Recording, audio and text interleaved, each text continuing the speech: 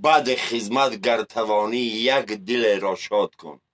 بگذار دل پدپیچکای شیر محمد شاد بگرده.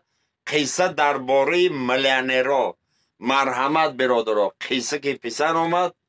навор сохта шудагии бо дастгирии сайти 1xbet дариҷа коэффициентҳои зиёд ва бонусҳои гуногунам меёбем ки силкаш дар комментария. ҳамчунин агар бо промокоди ёвонӣ шумо регистратсия кинед барои пардохти аввалинтон 6500 рубл бонус медиҳанд. Я салому я пайғом ба тамоми ҳаводорони Шермуҳаммади Ёвон. ҳар саҳар барвақт хезу хизмати ҷаббор кун. баъди хизмат гар тавонӣ як дилеро шод кун. бигзор дили подписчикои Шер Маҳмад шод бигарда. қисса дарбораи миллионерҳо. марҳамат биродаро, қисса ки писар омад. رضا باران باری بیبار شبی محتاب یا پنجلک در کنار. 2 میلیونر بانی ششتیان خیلی زدگی ویسکی پیسکی رو نسترینی و جانونا رفته سای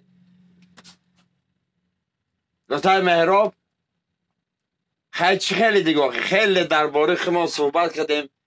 بچه چه خیلی بچه رو نپرس. بچه حالی بچه این همین بانک های تمام دوشنبه در اختیارش.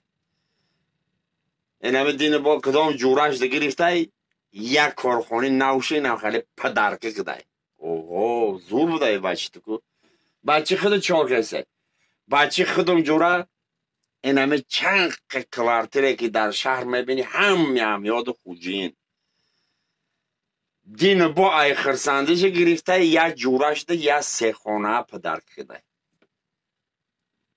با یا جوری دیگه شما بدره ای خیلی سخنرانی های خیلی گرنی تا چی خیلی آخی سازم براتن سازم چیزی خیلی سرگردانی تلفن در دست داد وای کده در آمدی گفته براتن باور نمیکنی ترم درباره هم مصطفی بچی مپرزیسی ها درباره مصطفی ای مصطفی من نمیدونم. من خودم حیران موندم. یا جوری و جورش دین چی کار باره کده گرفته یک کارخانه بانک پدرکه کده با یا جوری دیگهش گرفته یا 3 خانه دیگه در بین شهر پدرکه کده. این همی صغیری این همی 2 دلبیا به فریو کده گشته کسی باشه.